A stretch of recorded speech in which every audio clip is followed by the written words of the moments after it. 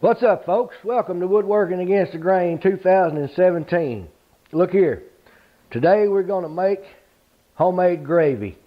Who doesn't like gravy? After all, it's a biscuit's best friend. Pretty close relations with mashed potatoes, too. But for some reason, a lot of people are scared to make gravy. They're scared to even try it. They try it the first time and it doesn't turn out to suit them, gets lumpy, they scorch it or whatever, and they just give up on gravy. I think we've got a gravy crisis in the country right now. We're going to try to fix that. Gravy is pretty easy to make. And what we're talking about specifically today is cream gravy. The kind of gravy you'd make after you cook some bacon or some sausage or maybe fried chicken or deer steak, pork chops, whatever you want. Gravy is a pretty good side dish to go along with any of that, but it's my favorite on a hot homemade biscuit. Couple of things we want to do with gravy to make it simple for you and make it come out pretty much perfect every time. Let me tell you about these ingredients right here first. Right here we just got a little over a cup of whole milk. We've got 1/4 of a cup of bacon grease. We're making bacon gravy today. Whatever kind of grease you've got will be fine, whether it's pork chops or bacon or chicken or whatever. 1/4 of a cup of flour. Then we're just going to add salt and pepper to taste.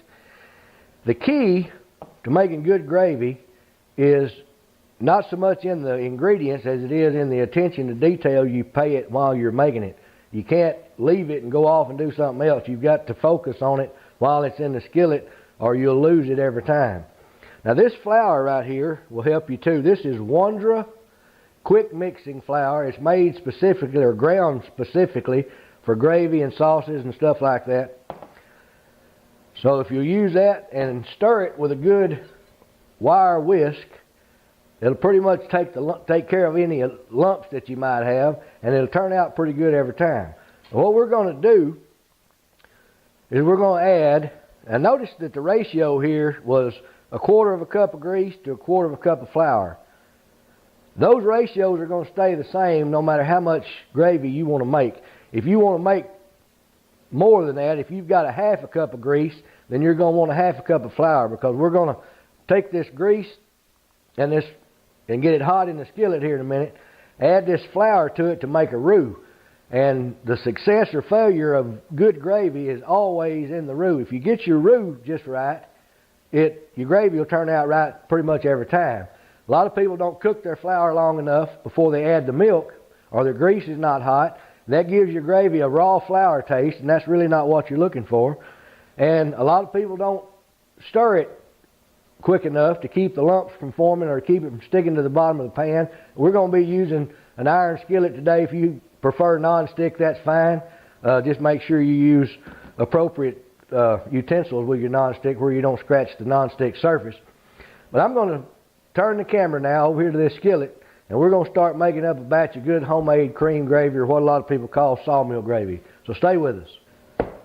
Alright, now I got a good black iron skillet right here. We're going to build a fire under it. A pretty good sized fire, about medium-high heat. You need a couple of good utensils to make gravy. You need a good wire whisk like this. Then you're going to need a good flat rubber spatula to get it out of the skillet with when you get through. To this skillet, we're going to add 1/4 of a cup of our bacon grease. Now that's not going to be very deep in that skillet. That's really just enough to cover the bottom. A lot of times your grease will already be hot. If you just made bacon or sausage or fried chicken or whatever, and you just took the meat out of the skillet, your grease is going to already be hot. You want your grease hot before you add the flour to it. You want it just almost to the smoking point. And don't worry about that, because as soon as you get the flour in that grease, that's going to cool it off some, and you're only going to cook it for a minute or so before you start adding really cold milk. So just let your grease, if it's not hot already, go ahead and let it warm up and get good and hot for you. And then we'll add this Wondra flour to this hot grease. We'll get this gravy going here pretty quick. You want that to get good and hot. Don't put flour in cold grease, because that's going to mess it up, and that will go a long way into making it lumpy if you've got flour in cold grease. So don't do that. Once you get this grease hot and you get this flour in it, you have got to stir it the entire time while you're making gravy. And this doesn't take 4 or 5 minutes to make, and so just stay with it, stay focused on it, and it'll turn out good almost every time. Don't give up on it if it goes bad the first time. Just give it to the cat or the dogs or whatever and try again. Don't give up. Me and my wife first got married about 32 years ago. She made some gravy out of some spoiled milk, and it was terrible. We had to throw it out. But she didn't give up on gravy. She's a gravy queen now. She's probably mad at me for saying that about the spoiled milk, but she'll be okay. Now our grease is pretty warm here. It's just almost to the smoking point. Now I want you to focus on that skillet when I start adding this flour. You want to add enough flour to this grease that it'll soak it up. And as soon as you get it in there, you want to start moving it with this whisk. And you want to move it till it picks up all of that grease. Don't let it worry you if it gets a little bit dark, because you're going to whiten it back up when you put the milk in it. And you want to cook this flour and this grease mixture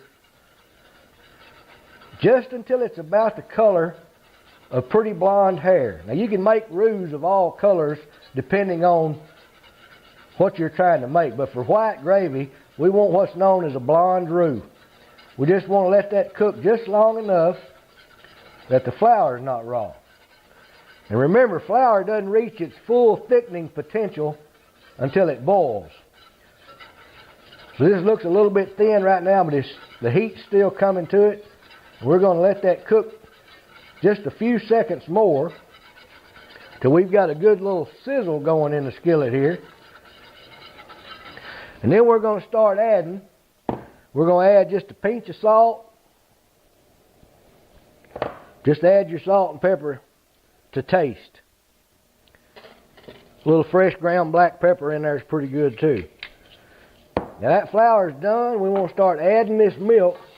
It's going to sizzle. That's okay. Add your milk slowly. If you don't add your milk slow, you're liable to get your gravy too thin. Now you see how thick that is and clumpy? That's okay. We're going to knock them out of there with the more milk we add to this. Keep this moving though. Don't stop stirring it. Now you just want to add milk until the gravy is as thick or as thin as you want it to be. You put too much in there and get it too thin, you can't hardly take it out. But you can always add a little bit more. If you'll stir this real briskly with your whisk, with this wonder of flour, you don't hardly ever have to worry about it being lumpy at all. Now I like it pretty thick. If you want it thinner than this right here, all you want to do is add some more milk to it. Now I'm going to turn the fire out on that, slide it back here where it's not hot, and I'm going to keep stirring it for just a minute. Now we're going to put this in a bowl and taste of it and see how we did. I'm going to move the camera where you can see what's going on. Don't go away. Alright, now this turned out pretty good. It's a little bit thicker than a lot of people like it, but I prefer it kind of thick. We're going to put a little bit, I got a bed of white rice right here. And we're going to put some of that in, just a taste of it, and see how good it is. Cream gravy. Make you some. Make some for somebody you love. It's really good on biscuits or mashed potatoes. This is on some white rice. It's good by itself just on a spoon. See how we did here. That's hot.